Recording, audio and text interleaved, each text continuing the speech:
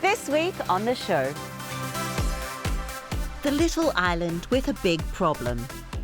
El volcán nos ha pasado por encima, pero no nos ha vencido. Eating out with a conscience.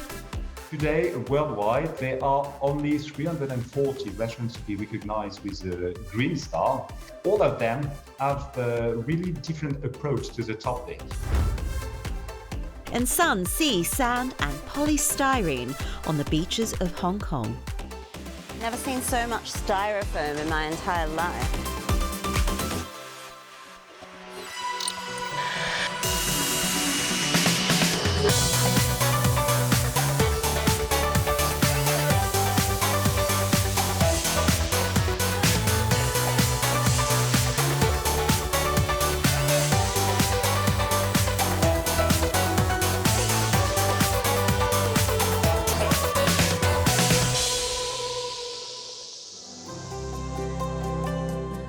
We start this week in the Canary Islands, and in particular on La Palma, which saw 85 days of volcanic eruptions this winter. Devastating for a little island that relies so heavily on tourism. 7,000 people were forced to leave their homes. 3,000 properties were destroyed by the lava flows. But now the dust has literally settled. We went to see what the future holds for this tiny corner of the Atlantic, around 500 kilometres off the coast of Africa.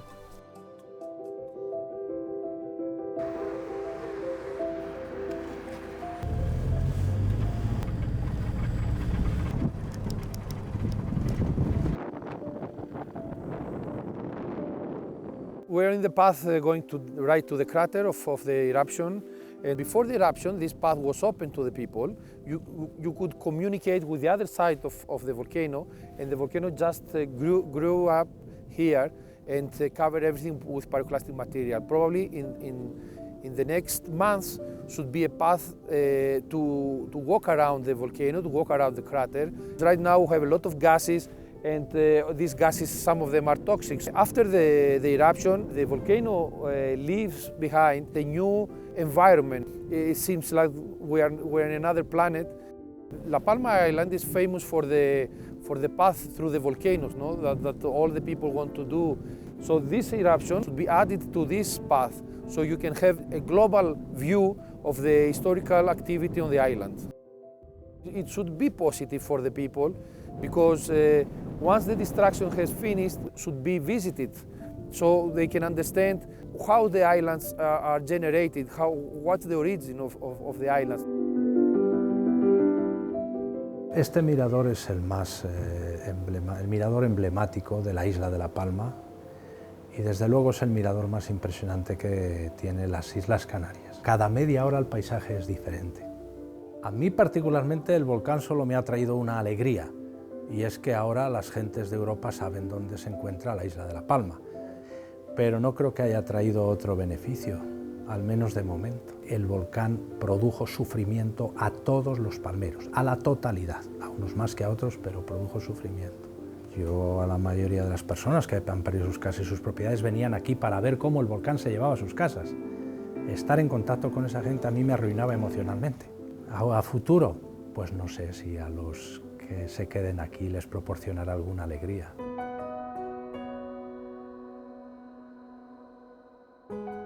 Teníamos un negocito familiar en la playa de Los Girres, pues se lo llevó el volcán. Es un sitio verdaderamente emblemático donde iban miles y miles de personas, un sitio completamente virgen, con unas puestas de sol impresionantes. Cuando bajó la lava se veían unas imágenes cuando ya estaba llegando el volcán al kiosco, y eso fue terrible. Después de 11 años lo perdimos así todo, porque allí debajo de aquel volcán quedó todo. La verdad que hay unas playitas que han hecho ahí y se han hecho una especie de piscinas naturales. Yo voy a luchar hasta el final a ver si podemos otra vez poner otro kiosco. El volcán nos ha pasado por encima, pero no nos ha vencido. Volveremos a surgir y volveremos a montar otro negocio. El volcán no va a poder con nosotros. Our priority is to establish again the roads that has been destroyed by the volcano and give all those people who lost their homes a new home. And of course tourism, which is very important for our economy. Somos una empresa que se dedica al avistamiento de cetáceos y el recorrer la costa noroeste de la isla, aunque con la situación del volcán Cumbre Vieja nos hemos visto un poco adaptados y hemos cambiado nuestra actividad a más rutas de costa y ver el propio volcán. Nos paramos enfrente de la fajana y explicamos un poco cómo ha cambiado esta situación. A partir de la semana pasada ya podemos acercarnos a media milla. Durante toda esta situación había un perímetro de 2 millas marítimas. Lo más que le llama la atención a la gente, sobre todo la destrucción, aunque suelen mal decirlo, es ver todo donde estaban antes las casas, también el tamaño del volcán, que antes era plano esa parte, ahora es una montaña. Nosotros creemos que en el futuro esto será un reclamo turístico para la isla. La gente querrá ver, acercarse, nadar, ver el fondo marino, hacer buceo. También tenemos la experiencia del volcán del Hierro hace unos años, que la gente al año pues, todo el mundo se desbordó en ir a visitarlo y ver cómo había cambiado el fondo marino en esa zona. Tenía 6, 7, 8, 9 bocas por debajo que expulsaban ese magma, esa lava líquida. Todo el turista que viene pregunta por el volcán. Yo soy guía de senderismo, lo que hacía eran caminatas. A todo el mundo que venía a la isla cuando el volcán estaba activo y ahora también pregunta por el volcán. Así que nos hemos adaptado a la situación, que es reciclarnos. Todo lo que hacemos es un tour para ver el volcán con el volcánico, la colada, las fajanas en el mar y nos centramos en eso. He aprendido un poquito sobre este volcán pues, viéndolo a diario, todas esas fases, pero muchas veces me acercaba a la oficina que se montó el IGN debajo de la plaza de Tajuya, me acercaba y preguntaba a esos expertos que estaban ahí y ahí es donde más aprendí yo sobre esta erupción. En las 3 primeras semanas que podía acceder al perímetro de seguridad y estar más cerca. Bordes de las coladas, pero como ya les había Ahora comentado, mismo sí, lo que llega es mucho turismo nacional. Siempre hay algún alemán por ahí, algún inglés, pero mayormente son todos españoles. I do believe that despite the drama, the tragedy behind the volcano this time, I think we could also see an opportunity, as it's been before also, right? We are in a vineyard that is being planted in volcanic soil. Growing up in a volcanic island like this is in our narrative. It's beautiful to see this new landscape created as an opportunity to coexist with it in a respectful way. Vine growing and winemaking was an important part of our history, and we had a moment where our wines were very well appreciated in Europe. Later on, the bananas had this immense growth on the island. Why not? This could be also an idea. We have a very nice example in an island like Lanzarote. 70% of the island is covered in volcanic material. They grow beautifully there in many imaginative ways, in very respectful adaptation to these landscapes. Growing up here, this is so familiar to us. This is part of our identity. This is what we are. Tourism is our great response to this catastrophe. Bringing people to the island and is the best way to help us.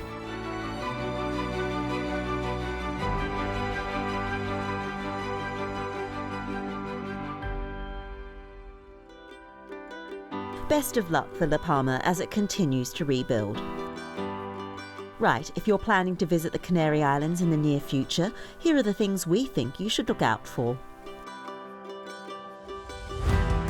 In typical Spanish fashion, the Canary Islanders love a fiesta, and February is carnival season. The Tenerife Carnival's the biggest on the archipelago. It's even won a world record for its size. This year, there's a sci-fi theme, but it's been pushed back from its usual February weekend to June because of COVID. Expect parades, dances and street parties, but the not-to-be-missed highlight is the election of the Carnival Queen. For something a bit less futuristic, try the Carnival de las Palmas, in particular the big flamboyant talent contest at its heart. The theme of this year's show is Saving Planet Earth, and you can catch it from February 11 to March 6 on Gran Canaria. This spring marks the 20th anniversary of the Trans Gran Canaria race, which kicks off on the 4th of March. In 2003, only 25 participants competed, but now more than 1,400 walkers, joggers, athletes and nature lovers from 20 different countries come together to face rain, dust, mud and sun as they take on the 125-kilometre course. Entries have closed for this year, but it's probably just as much fun to cheer from the sidelines. Finally, for an otherworldly experience, head to Timanfaya National Park, a landscape so unique that NASA's used it to train its astronauts. The UNESCO Protected Reserve in southwest Lanzarote is made up almost entirely of volcanic soil. The volcanoes were named the Fire Mountains in the 18th century after 6 years of near-continuous eruptions devastated local villages. Now only one active volcano remains, but pour some water on the ground and the puff of steam will remind you of the powerful forces that created this scenery in the first place.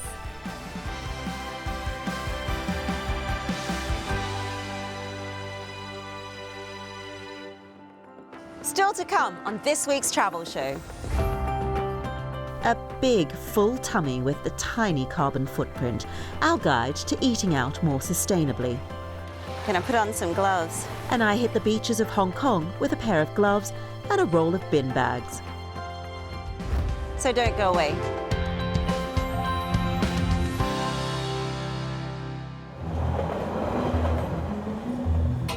Now, for many of us, what we might put in our bellies can make or break a trip. But where you spend your money can end up making a difference to the environment, especially in parts of the world now dealing with a climate change. So here's our guide to how to eat well and keep your footprint small.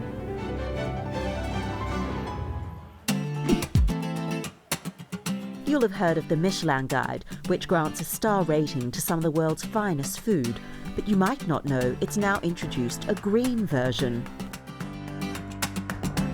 The annual award highlights restaurants leading the way in sustainable practices.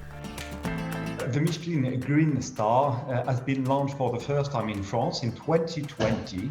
As I said, the Green Star is not only about good food, it goes far beyond. And to award the Green Star, of course, our inspectors will look very carefully at local sourcing, respect of the season, the reduction of food waste, the care for energy consumptions. Today, worldwide, there are only 340 restaurants to be recognized with a Green Star. And all of them have a really different approach to the topic. But what they have in common, commitment, they are truly willing to impact the world. Don't worry if your budget doesn't quite stretch to Michelin stars. The Sustainable Restaurant Association has a similar scheme in place to measure sustainability across the hospitality sector. Only last week it launched its One Planet Plate project that aims to see restaurants serve 5 million more sustainable dishes in 2022. If you prefer a leisurely pace, maybe the Global Slow Food Network is for you. It was founded in 1989 in Italy to counteract the rise of fast food by protecting local traditions and has now spread to 14 countries. The network helps fund local community projects as a way of understanding a place better through the food it produces. What are these? Nettle that grows in woods, and the nettle has little tiny needles that sting you. Now, do you know your nettles from your poison ivy? If not, it might be time to return to your roots and brush up on your hunter-gatherer skills at one of America's oldest foraging education companies. Nestled in the heart of the Appalachian and Blue Ridge Forest in North Carolina, Alan Muscat started the tours to promote seasonal eating. Over 3 hours, he'll teach you what foods grow locally and when to look out for them, as well as which mushroom will work best in your risotto, and of course, which to avoid. As a bonus, all proceeds will help fund the ambitious Afikoman project, which is aiming to teach every child in the country to safely forage local wild food by 2030. Another scheme trying to help us all think twice about the origin of our food is run by Zaytoon, which helps Palestinian farmers export their goods overseas. صرت يعني أنا أحس إني بنتج عندي دخل من الزيتون. Zaytoon offers trips to visit local growers where you'll learn about the production of olive oil, dates and almonds. It reinvests all of its profits back into its mission. Lastly, with all this food comes a lot of leftovers. Food waste is responsible for 6% of total global greenhouse gas emissions, so to combat that, London is leading the way in the concept of zero waste. Silo opened in 2011, inspired by an artist's simple idea of not having a bin. As well as minimising the food miles of its produce, the cakes and breads are made using flour from the restaurant's own mill, and even the butter is churned on site. To achieve absolutely zero waste, all the products are delivered to the restaurant in reusable vessels, and any leftover food is fed into an anaerobic digester, which can generate up to 60 kilograms of compost in just 24 hours. In Stock in Amsterdam cooks up odd-looking fruit and veg from growers that would otherwise be thrown away. It also sells on any surplus, ensuring nothing is wasted.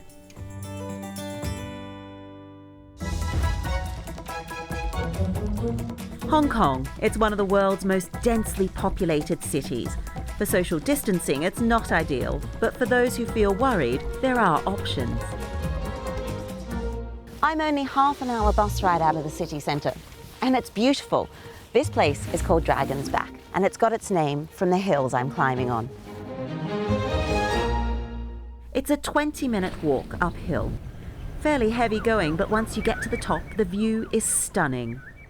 You can see for miles up here. So down there is the tiny village of Sheko. If you look over there, through the gap in the mountains, you can see the tall skyscrapers of Kowloon. And just further down there is Big Wave Bay. Hong Kong's famous for its skyscrapers, but it's got more than 100 beaches covering 450 miles of coastline. Big Wave Bay is one of the popular stretches. People swim and surf here, though the waters aren't exactly crystal clear. So this is an app called Global Alert. Its users plant a red flag every time they see large amounts of rubbish near the sea. This is Big Wave Bay here. As you can see, there's a lot of red dots just around the corner. But there's hope in the form of this woman. So, good morning, day 2 of the Adventure Cleanup Challenge. Several years ago, Esther spotted the problem as she was running and climbing around the island with her husband. During our expedition, we mapped all the trash that we saw on the way, and we mapped in total 163 trash sites. So it's very frustrating. We felt we need to take action. And so the idea came to do the challenge, an adventure cleanup challenge. People can sign up, form a team and make a difference, basically. The Adventure Cleanup Challenge pits teams against each other to see who can get rid of the largest amount of waste. Sponsors donate prizes for the winners. So we have a team of rock climbers. We gave them the most difficult sites, where it's cliffs involved, much more remote to get to, challenging in a rock climber's sort of perspective. Fantastic, that's perfect. Yeah, no, it's really great to see how they're also coming up with creative solutions to get everything out. We sort of picked the locations depending on what people... Their abilities. Exactly, yeah, exactly, the physical abilities. So, for example, the team are on a location where you need to sort of hike into. And it got quite a bit of elevation. The team has a lot of trail runners. I went to see the problem for myself, so Esther and her co-founder Soleil take me around the corner from Big Wave Bay to a nearby cove. We find all sorts of garbage here, from fridges to microwaves to air conditioners, you name it. It's filthy. You can see another thing that we just found today. Is this a gas canister? Exactly. This is for barbecues. Anything and everything you can just find here.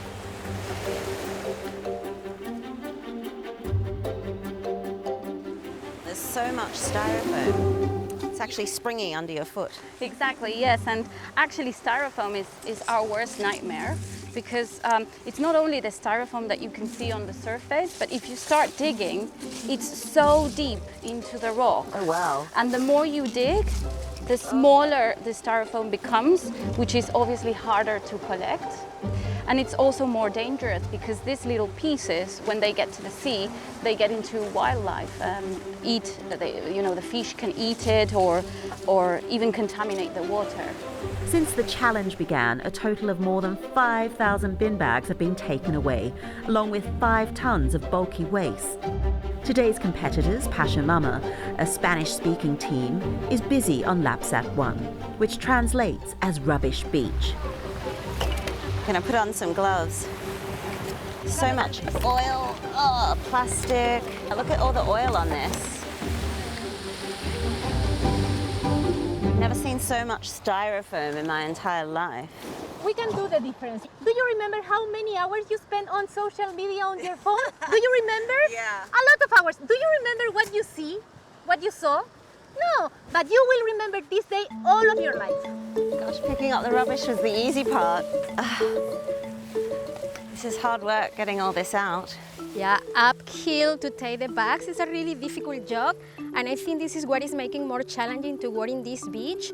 But what is really important in this case is to come with the support of the community, because this is the beach and belongs to everybody. So we really need to get a clean and beautiful beach for the Hong Kong people. So you asked passing hikers to help you carry some bags out? Yeah, actually in the previous session, the hikers look us pulling up the bags, and they were so supportive, and they came to us and helping us, and it was really, really fruitful.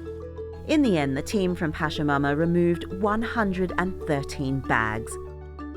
Waters around Big Wave Bay are also looking tidier since the challenge, and Esther and Soleil say they're now looking for ways of exporting this idea to other countries around the world.